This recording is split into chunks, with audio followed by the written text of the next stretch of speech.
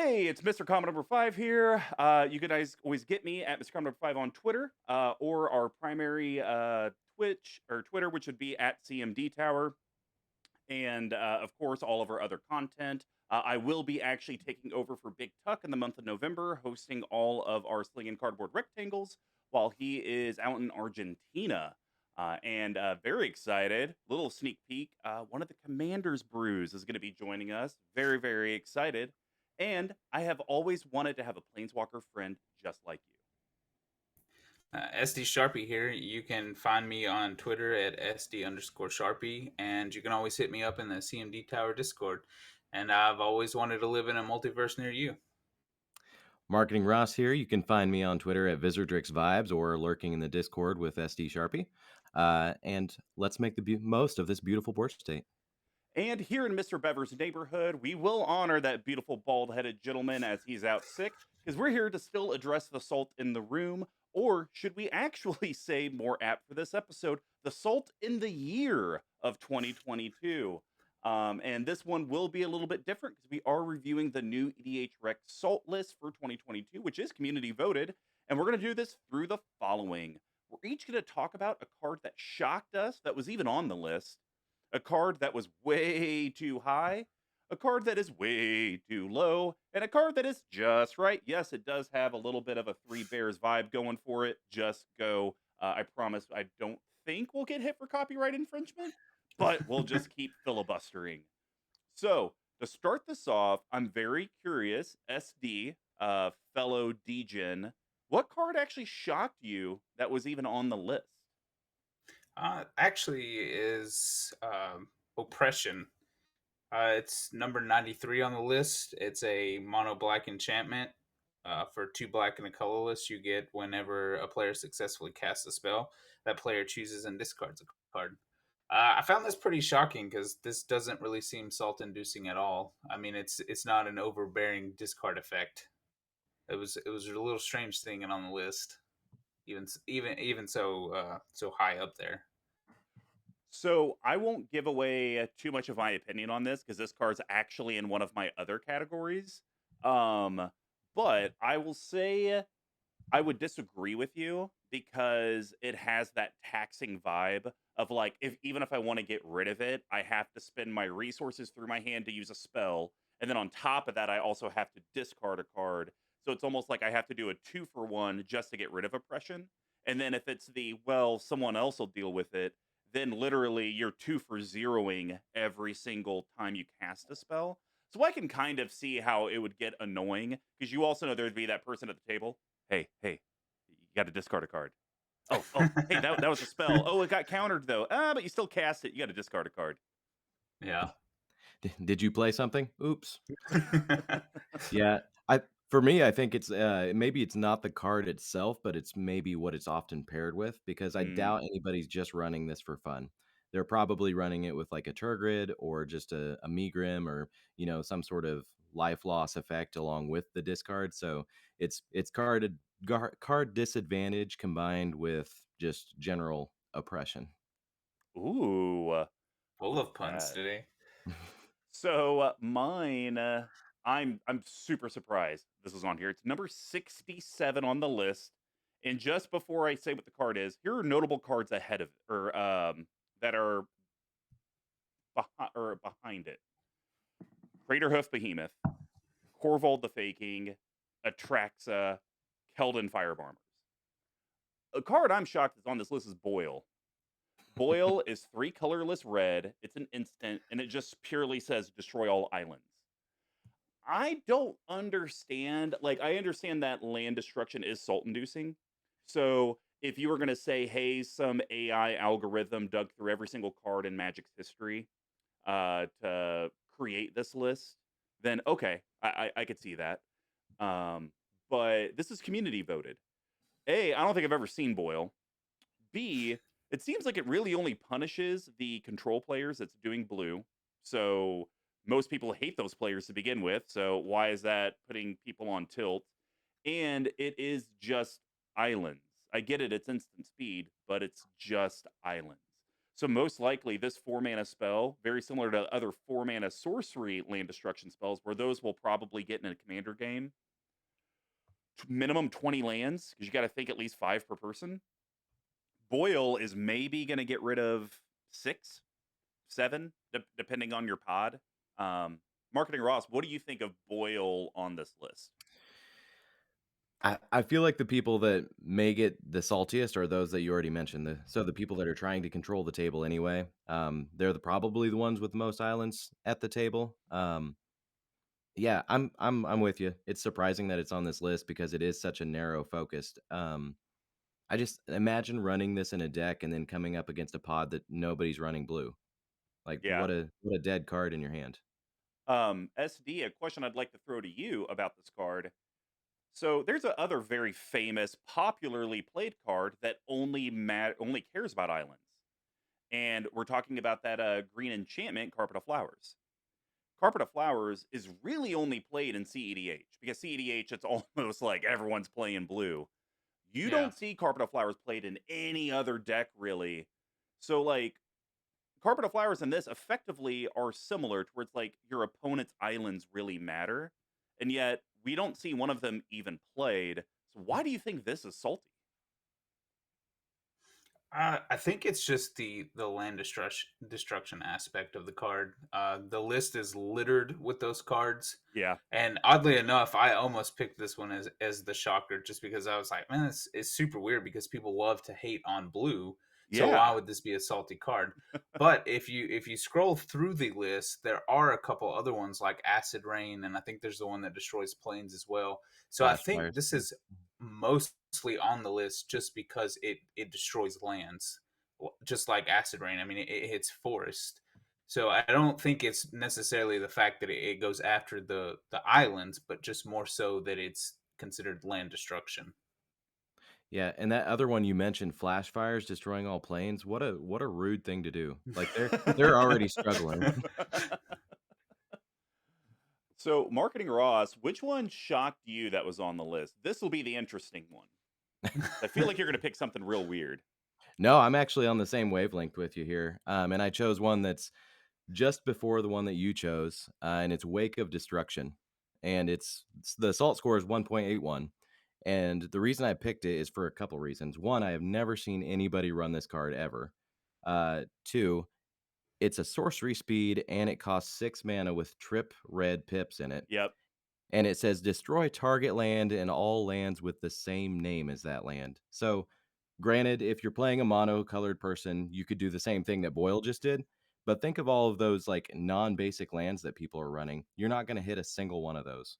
Yeah. So for this to be cast and make a salty impact is just very surprising to me. So, how my Boyle was almost SD's pick for this was actually almost my pick for this. Because when I saw it, it's like, okay, I guess I'll just destroy all basic forests. It's like, once again, I'm probably paying 6 mana, and unless there's a monocolored player at the table, maybe a 2-colored player, depending on how they did their lands, I'm maybe getting 6 lands at tops with this card.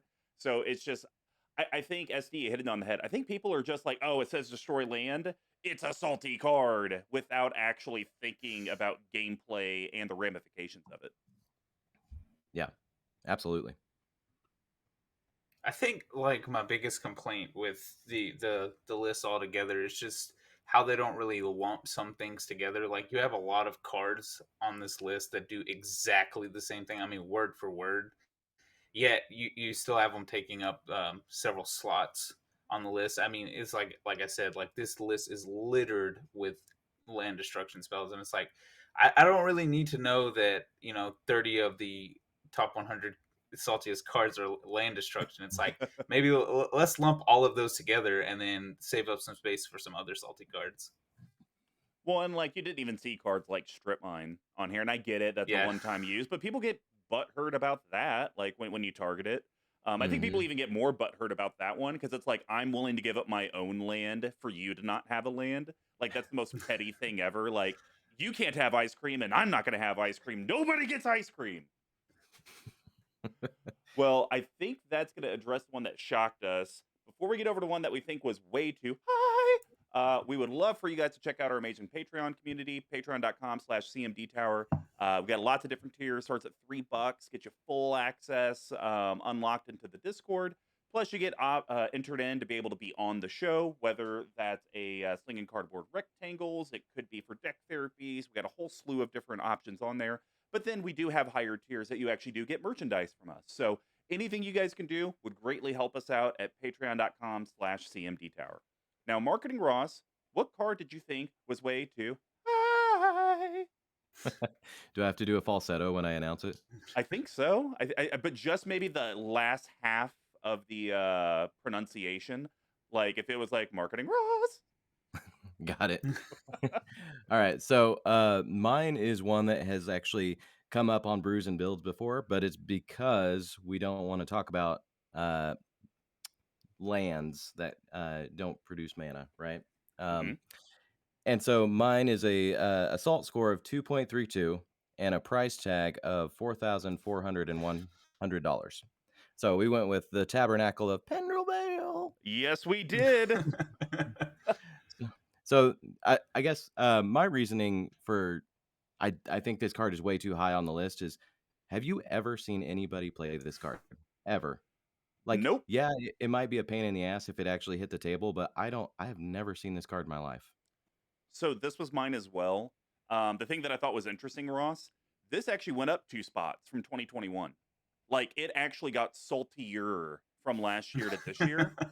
And I have seen, I think it's Magus of the Tabernacle, Mhm. basically the creature version of the land. Um, and it's like, okay, whatever, I guess. I really just think it's salty because people can't have it.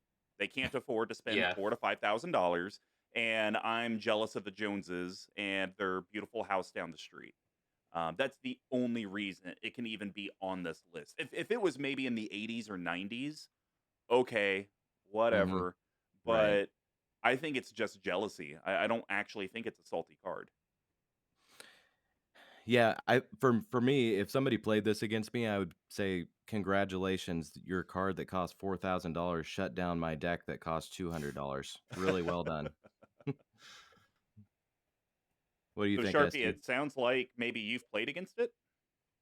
I have not ever actually played against Oh, it. I'm okay. really surprised that I didn't see it in a competitive game. But I think another reason it's salt inducing, or quote unquote salt inducing, is just the hype around it. I think there are a Hmm. couple of cards on this list that have way too much hype. And it's like you Yeah. said, like, you've never played against this card. Why is it so salt inducing? It's just the effect.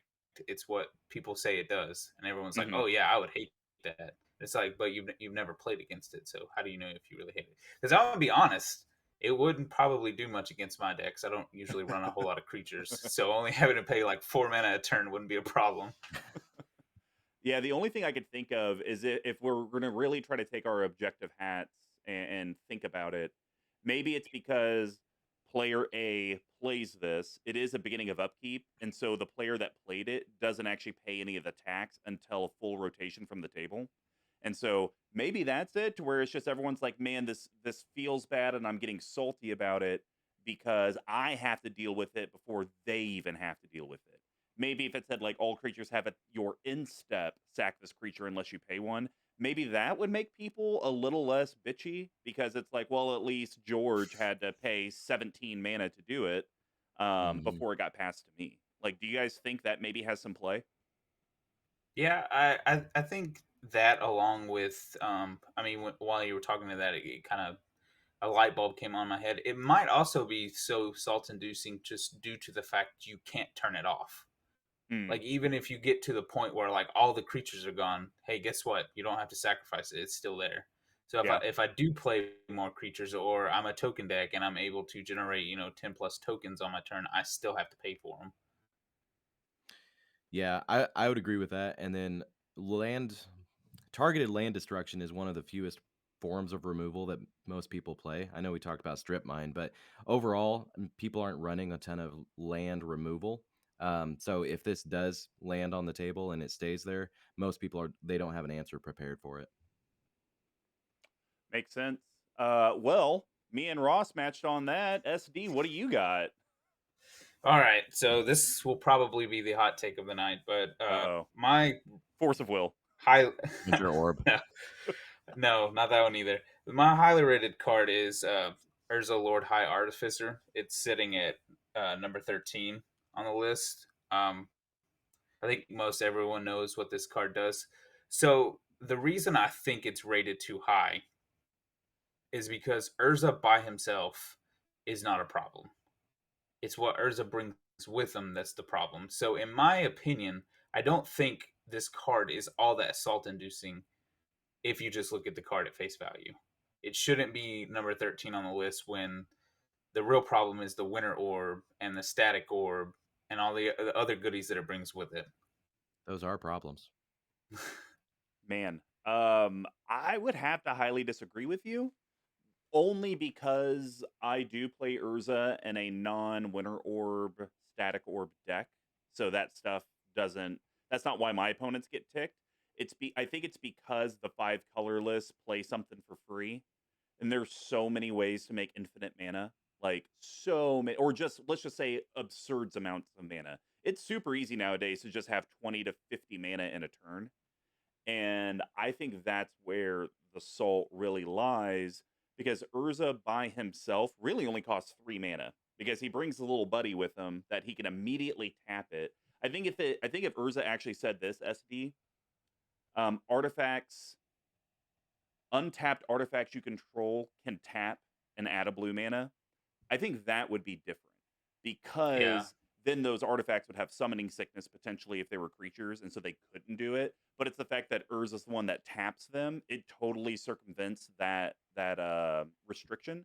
So I think that's Mhm. why another reason it's so high on the list, because it's so easy to just combo off turn 3, turn 4, because now you're just making these gobs of little dudes. So Yeah. I don't know your thoughts, Marketing Ross. No, I would agree with you. I think the main salt factor for Urza is just that he has such a big easy button stapled to him. Hmm. Um, I I think people get upset when you play something that just enables you to go off so quickly, right? So if you I don't know, if you played something else, and combo, I like the change that you made to it. If you remove the summoning sickness factor from those constructs, but I think when you play something that hits the table and people immediately go, "Oh, well, now he's just going to tap all of those winter orbs and whatever else he's got and go crazy." I think that's the problem. Um, and maybe it would be less salt inducing too if he didn't bring a construct with him, right? Like if he didn't bring a Oh, immediate that's mana true. source. So Because yeah, it's pretty. I mean, you think about it, Deadeye Navigator and 2 artifacts, you go almost infinite. Because I mean, he'll start ETBing, bring constructs with him. There's ways to bring along like an extra artifact with it, and then it's mm. just Blink City. So yeah, I don't think I've ever seen Urza not do disgusting things. So And circling back to the tabernacle factor, the fact that he has $50 as a price tag, that might oh be another factor. yeah, that's true. All right. Well, I think that's going to wrap up the ones that we all thought were way too high. Before we head over to the next one, we would love for you guys to check out our Etsy store, etsy.com, and just search CMDTower in the search bar, because there's no way I'm going to read out that long ass URL to all of you guys. It's ridiculous. It's like etsy.com/store/this/that. We are not a used car commercial. So if you just go search for CMDTower, you'll see our great store on there. We do have our sleeves, our play mats, our coins, our reminder tokens, our sweaters. It is getting cold. It was like 20 something degrees in Kansas City today. Absolutely freezing. Hence why I'm wearing my BB-8 sweater. I need to go actually, because the funny thing is, this is left over from when we did laundry last winter, and I was just too lazy to take it and put it out in the shed in our sweater box. So I need to go dig the sweater box out so I can get my CMDTower sweater out. But we do have a great Jund sweater on there. Of course, just like Patreon and everything else you guys do for us, every single purchase you do directly feeds back into the channel. So just remember Etsy.com, CMDTower in the search bar for any of your magic accessory needs. Now we're going to talk about the cards that were way too low, and I'll just start this off because mine was already brought up. Oppression. So here's why I think Oppression is probably way too low at number 93. Because to me, if something is like 90 or below, it's fringe. Like you barely even made the list. Like you maybe edged out something by a salt score of 0.01 or 0.02. So I have oppression. I do play it. And I can tell you, SD, in my Nicol Bolas discard deck, when I play oppression, people are like, go to hell. You should die, whether it be in real life or in the game. We don't want anything else to do with you. And here's the best example I have. Don't people get ticked off about Ristic Study? And that doesn't even make you discard. That just makes you pay one measly colorless mana. And I think Ristic Study's in the top 20 on this list. They're both whenever you cast a spell, except Ristic Study is just your opponents. I get it. Oppression's kind of everyone, but it's both when you cast a spell, you have immediately this trigger on the stack that you have to deal with. At least Ristic Study, you can get around it. You just pay the one and you're done. This, you got to discard cards. And it can get to the point, unless you're casting a spell, it resolves, you have no cards in hand, so you discard nothing, and then you get to draw cards to try to get back. Basically, every card you cast, you're actually losing two. So your hand size is dwindling down. And I've seen, like, if Oppression can stay on the board state for one rotation, most of my opponents only have 1 to 2 cards in hand when I have 4 to 5. So I think that's why 93 on the list is way too low. I think if I was to give it, and this is something we did for the others, but I think if I was going to say where this should be, I'd probably put it in the 50s. Like, I don't think it's a top 20 salt card, but I do think it's right in the middle. It's that annoying card. You're constantly getting my resources. You're very difficult to deal with. And above all else, it is an enchantment. And enchantments are one of the hardest permanents to remove in Magic because we're all terrible people and don't run enough enchantment removal. So that is my argument on Oppression being way too low on the list. Ross, before you give your opinion, I'm just curious, SD, with how I laid that out, does that ring anything with you, or do you still think like it probably shouldn't have been on the list at all? I kind of stick with what I said before. The major thing is with Oppression, you get to choose the cards you discard. Mm-hmm. And you kind of brought up the fact that you kind of have to pay double the price for a card. You have to discard a card to play the card. But how about you flip that around and look at it from the aspect of, I have no problem discarding my cards because I'm going to play them from my graveyard. So there no longer is a tax on my spells, and in some cases you're actually making it easier to play said cards that I'm discarding. MarketingRoss. So I think that's a valid point if you're a graveyard deck. If I'm not concerned about my graveyard, I'm probably not happy about discarding my hand. And I would say, all other things considered, I don't know about your play group, Sharpie, but do people normally get more upset with you when you draw cards or when you force them to discard cards? So making the comparison between Oppression and Ristic Study, I think Oppression should be closer to the top of the list with Ristic Study, because I don't know if you've ever built a discard deck, but people get pissed. Piss in my ass.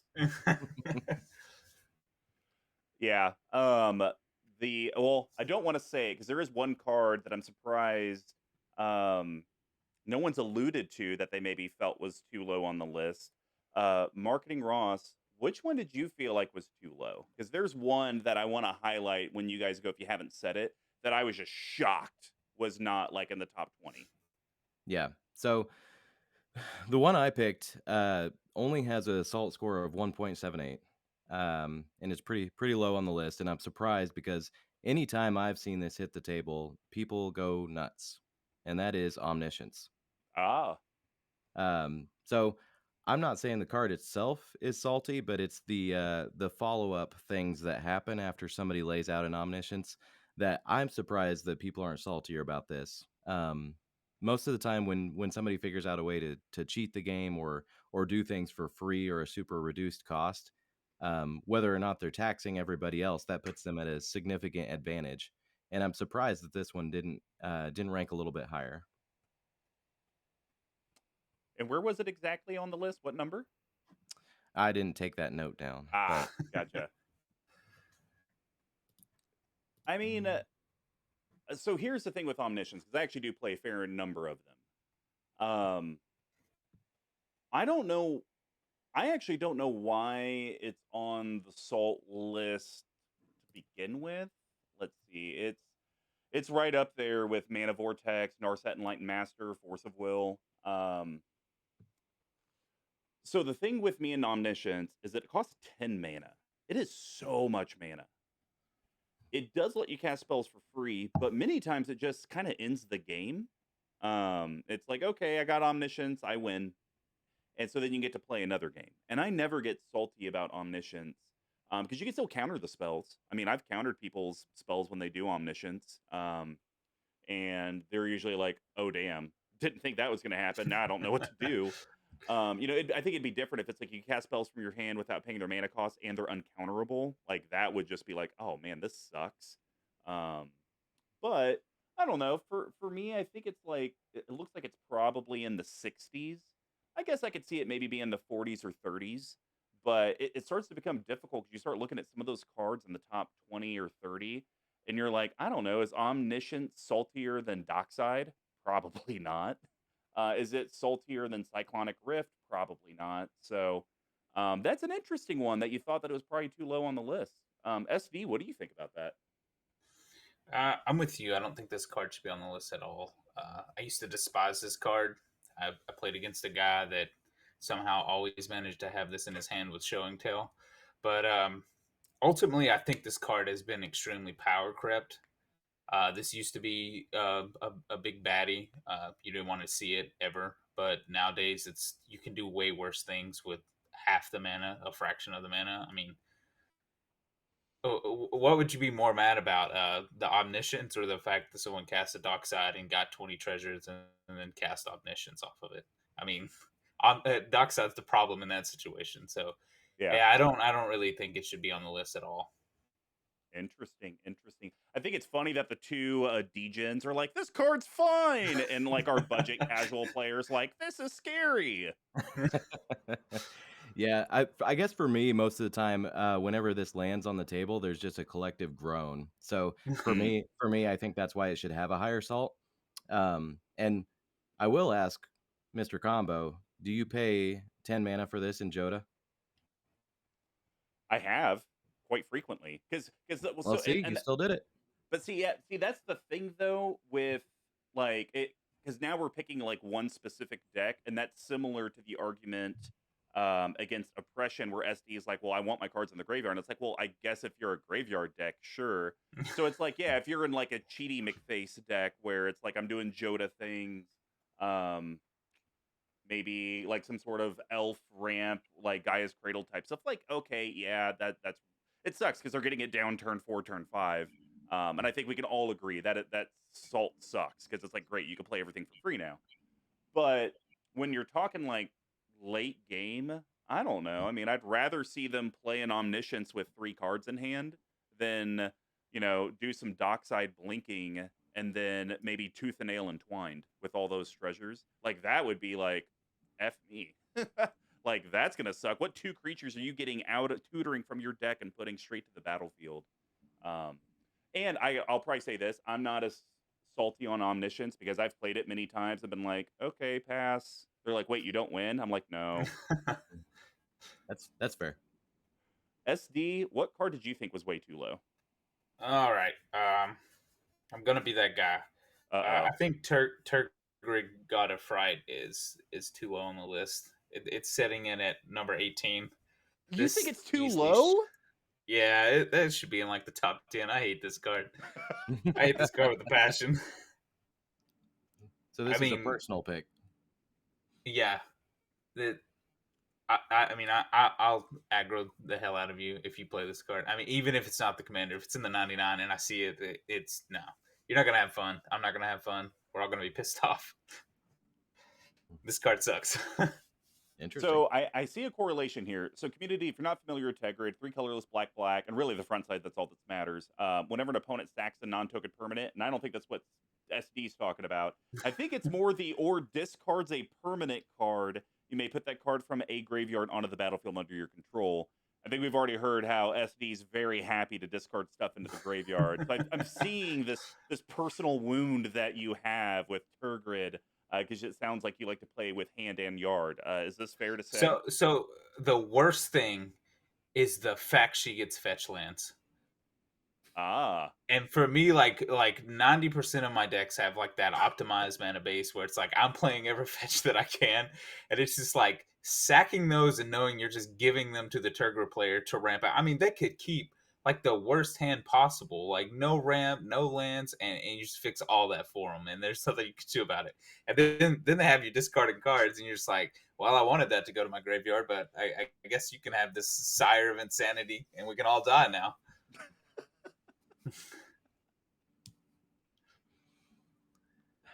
I would be super upset to give the Turgid player my Evolving Wilds.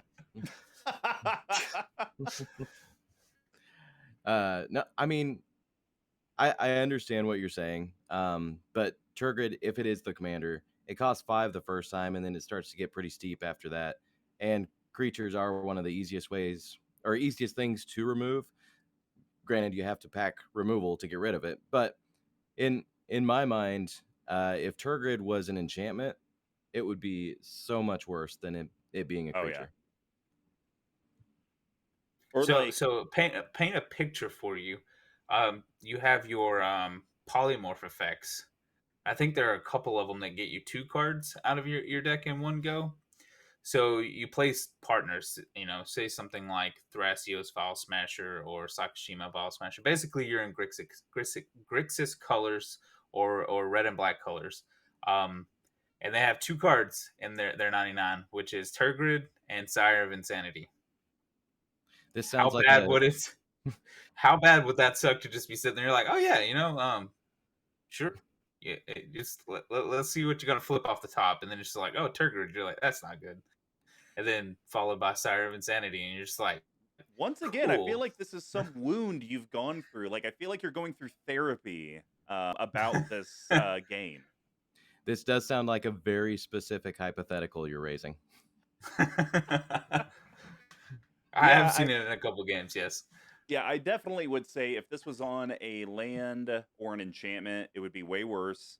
I think a middle ground could have been like, okay, would you have felt better SD if they would have taken that effect and put it on Turgrid's Lantern, which is the backside, which is a legendary artifact, and then basically flip flopped? They gave Tegrid, the target player loses 3 life unless they sack a non-land or discard a card, and then they could pay the 3 colorless black to untap it, and then the artifact side would have had this. Would you be less salty then? I think to fix Turgid for me, you basically have to make it. I think the card is called It That Betrays. And it's basically you just hit creatures. Like if you got just creatures, I'd be okay with that. It'd still be a really strong effect in my opinion, and you just wouldn't decimate people and their cards. It's like, yeah, I don't want to discard my creature or sacrifice it so that you can have it, but I also would prefer that over giving you like 3 or 4 fetch lands along with the creatures from my hand and artifacts and stuff like that. So I think one way that you could fix this is something that they've been printing on cards more recently, where they say this can only happen once per turn. And so if you did a mass discard of everybody dumping their hand, you could still only pick one thing out of all of the stuff that went to the yard. No, those are all valid points. Well, we got one right, one that's left, and this one's really gonna be a. I don't think there'll be much argument. It's just gonna be like we felt these were just right. But before that, we've talked about some expensive cards. You guys are probably like, huh, I'm never paying $4 to $5 grand for a tabernacle. Well, good for you. Wizards has just okayed proxies for everyone. So you should go to abyssproxyshop.com instead of spending $1,000 for 4 packs of crap. Abyss Proxy Shop has cards for little as $3 a card. If you guys are watching on Twitch or YouTube, you could definitely see our CMDTower Command Tower proxy that we have printed with our QR code. Me, SD, and Big Tuck will be at Magic 30 in Vegas passing these out. All you got to do is come up, say hello, play us in a game. It's kind of like a bounty system. Or you could tell us a joke. Jokes or games. That's how you get them. But if you use code CMDTower, you do get 10% off. They do have a massive custom catalog on there with just art that people have found, asked them to make it into a magic card for them, and boom, they print it off. So every order that you guys do purchase using our code does directly go back to our channel. So just remember abyssproxyshop.com. Now, here are the cards that we felt were just right. All right, SD. We've been in disagreement most of the night. What card did you think was the right spot? All right, I feel like I bring this card up a lot, so it's probably not going to be Winter a Orb. surprise. No, it is not Winter Orb. I don't even know that should be in the second spot, but anyways. That was a static orb? Yes, it's definitely static. No, I'm going to talk about Thassa's Oracle. Oh, okay. It's number 7 on the spot. I don't even think it was on the list last year, which to me is great progress. I despise this card for multiple reasons. It kind of ruined CEDH for me, and in a weird way, it's starting to ruin regular EDH just because of how often it keeps popping up. It's too easy to win with. Simple as that. I think it's number 7 on the list, so it jumped way up there because like I said, I do not believe it was on the list at all last year. Correction, it was number 16 on the list last year, so it did jump up Really? 9 spots. Okay. So yeah, we got it in the top 10. So yeah, let's get There's in still the work top to be 5 done so because you it'll got to get get banned. top 5. Yeah, get it banned. MarketingRoss, how do you feel about Oracle? So, being the more casual budget guy at the table, this is another one that I rarely see. I understand the salt behind it, but I guess for me, if it's at a CEDH table, you're probably expecting some sort of very fast, very quick win, and Thassa's Oracle provides that. When it does start to creep into those random casual games, I could see that causing a lot more salt. If somebody, demonic consultations into Oracle, that's not fun for most people. I guess so. I should have kind of explained why I find it so salt-inducing. Like you said, you don't really see it in casual. That's kind of not really surprising. I think it's something that happens more around where I'm located. So again, more personal feelings than anything. It sucks seeing it in a casual game because it doesn't take anything to win with. So you're all just kind of chilling, playing what you think is a fun game of EDH, and then they're like, "Oh, Thassa's Oracle," and you're like, "Cool, you're just gonna scry like 4, right?" And they're just, it's like that Anakin and Padme meme. You're just gonna scry 4, right? And it's like, no, demonic consultation. You're like, cool. And as far as CDH, it is very much an expected card there. For good reasons. It's very strong. For me personally, I don't like it in CDH just because with its printing, the format became very stale in my opinion. I know a lot of other people don't feel that way. That's just kind of how I see it because that is like the number 1 win con, and just about every deck is trying to jam it. And to me, there's not enough diversity in CDH. So Thassa's Oracle is kind of at the root of all that for me, and it really ruined that play experience. So I don't have any feelings, positive or negative, about Thassa. But if I took my personal feelings out of it, I can understand why it's so high on the list. Because I feel that in the last year and a half, the community has done a better job of embracing CEDH and what comes along with it.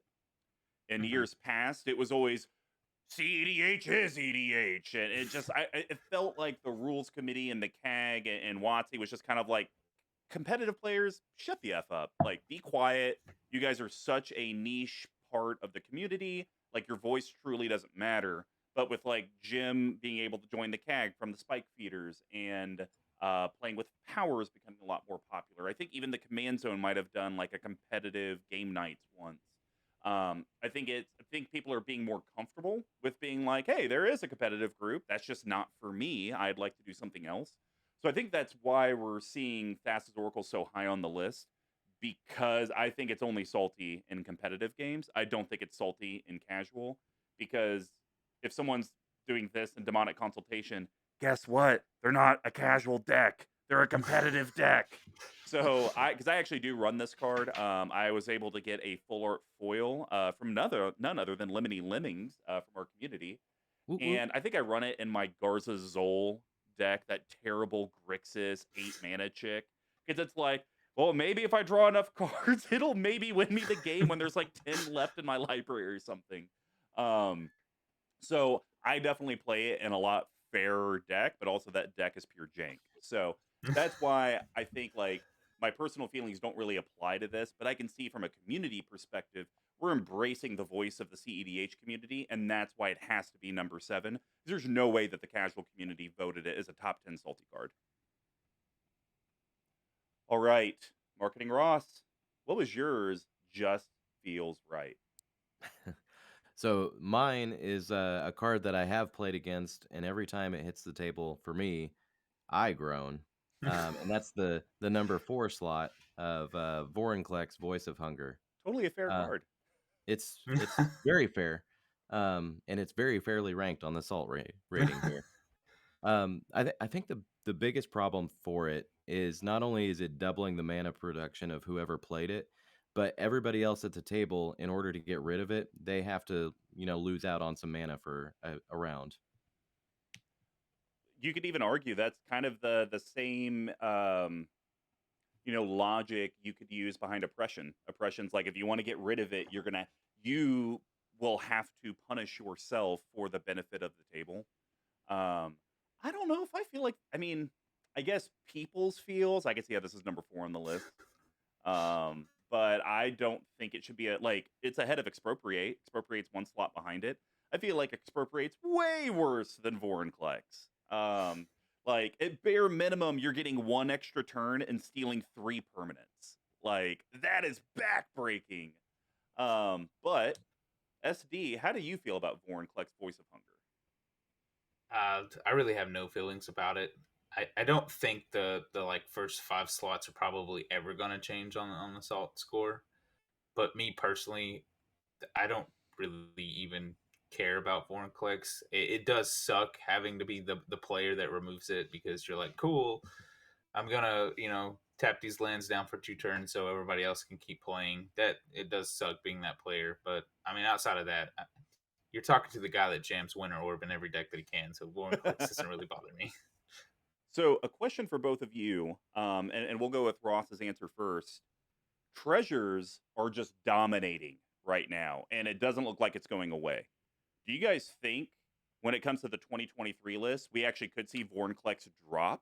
Because the amount people actually need their lands has decreased so much because of all these treasure producers. Yeah, I think that's a fair point, and along with that, people in general are just running more mana rocks in general in their ramp slots than, say, like a rampant growth or like a explosive veggies, if we go way back on the list of ramp. But for me, I think the reason that Vorinclex ranks so high on here is it's very similar to the land destruction. People get very, very salty when you mess with their lands. Yep.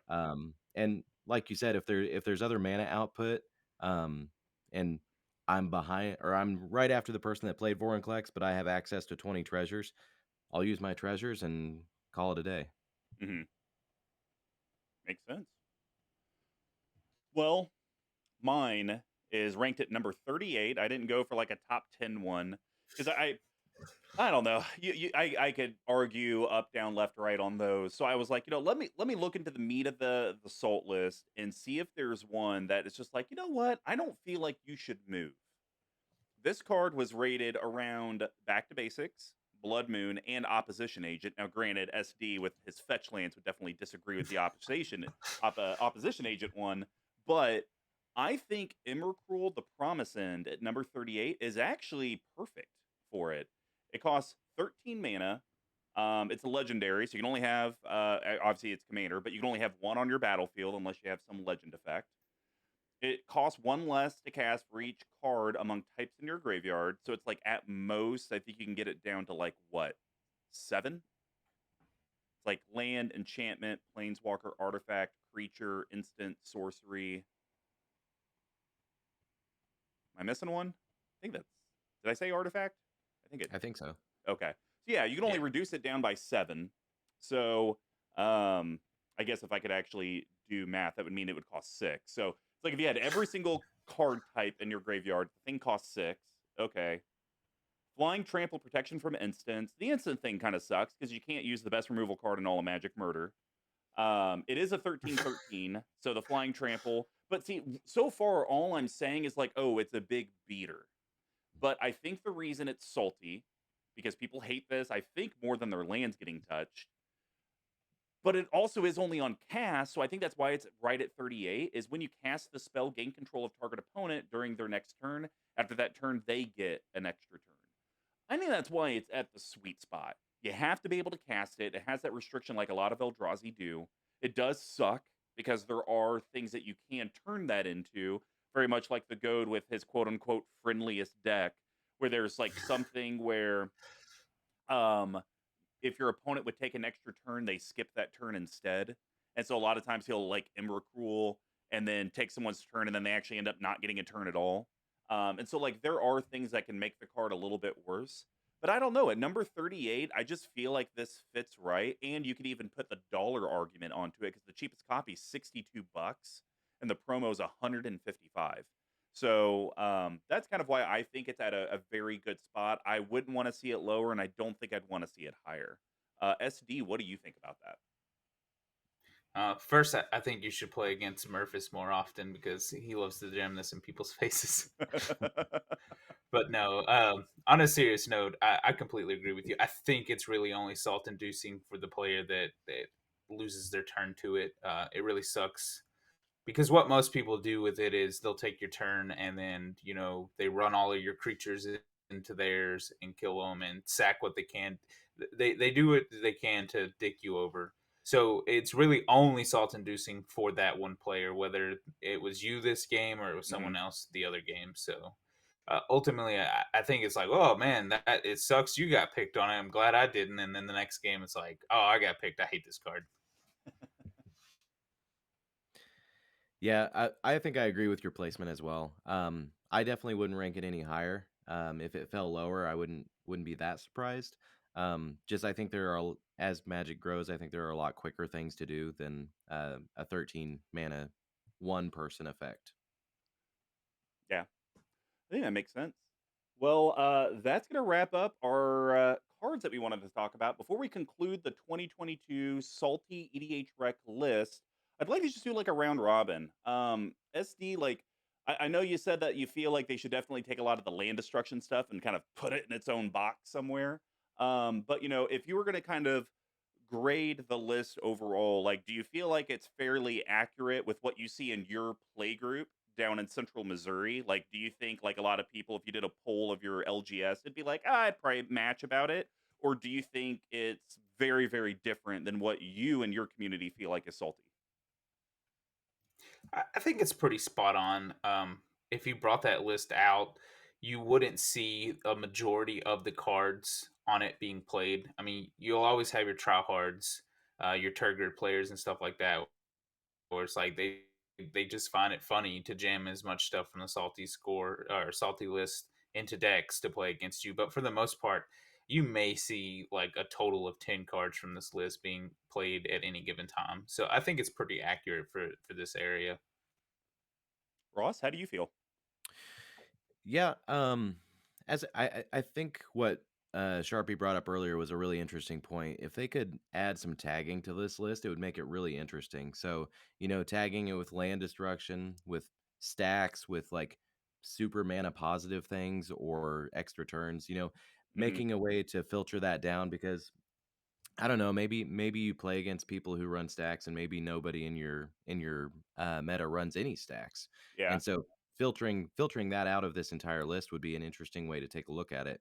Or if your play group has a rule 0 where you never blow up lands ever, Hmm. then like Sharpie said, taking that whole chunk of cards out would be an interesting way to filter this down and take a look at the list. But the I think the most surprising thing for me as I looked through this list was let's see, the top 10, 2, 4, 6, 8. Out of the top 10, um, I run number uh, 8, 9, and 10 in one deck. So Degen. I know it made me realize I have a very salty deck. So that's super interesting. I was actually just when you're talking, messing around on the table, and they actually do have the ability to add columns, and one of the columns is card type.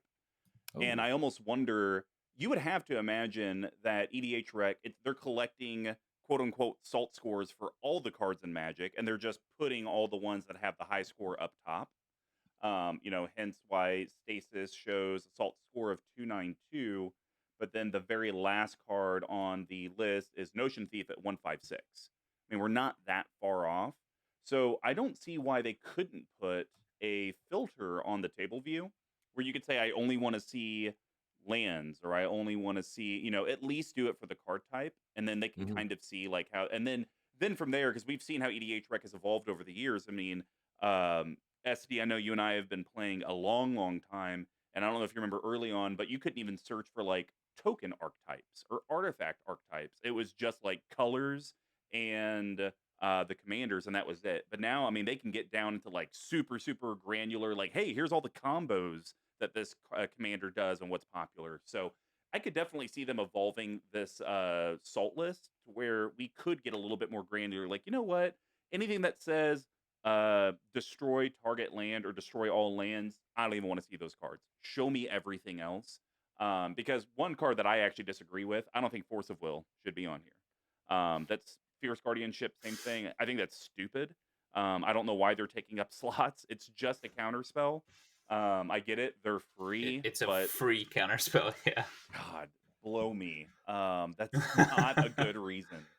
But I would say for me, looking at the list, I think there's some things that are just rated high because people can't afford the cards. I think there's a lot of cards on here that are rated high just because they're popular. Like, to be honest, I know people always get butthurt about Rift, but Rift isn't that salty of a card. What makes Rift salty is when you have some noob play it and they don't have any, like, they're not doing anything to progress the game, and they just set the game back 45 minutes. That's the only reason it's on here. Yeah, one thing I was going to mention earlier when we were talking about the ranking of cards is how people use this card and then what they do moving forward.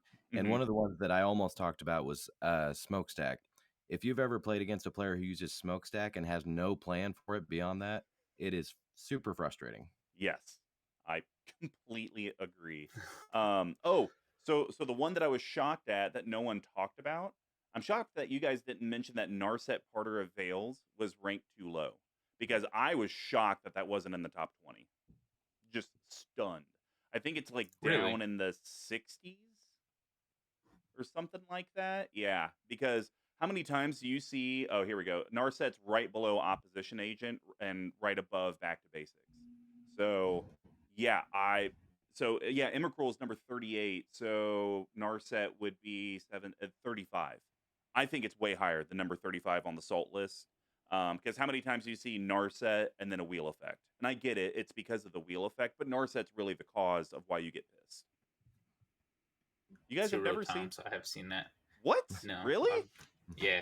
Yeah. For Okay, sorry. Wrong question for SD. How many times have you done that to people?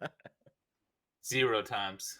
Oh Yeah. man, I'm gonna have to So corrupt your heart in Vegas. I would much prefer to Notion Thief them. I would rather Hole Breacher.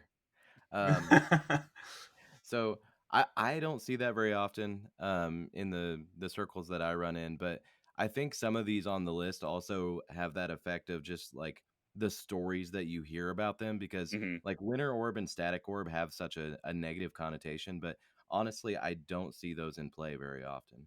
Yeah, Yeah. totally makes sense. Well, hopefully, our fellow members of the collective, you have maybe learned a little bit more about the salt list, what to maybe not run in your deck if you don't want SD to just punch you in the mouth. What you probably should run on the deck that Mr. Combo will cry but be proud of, and maybe what cards you shouldn't be bringing to Marketing Ross's play group because you're just flexing a $4,000 card for a $200 deck, and that just doesn't make any sense. So this is Mr. Combo number 5 signing off. This is Marketing Ross saying thank you for being a friend. SD Sharpie out. All right, have a great night.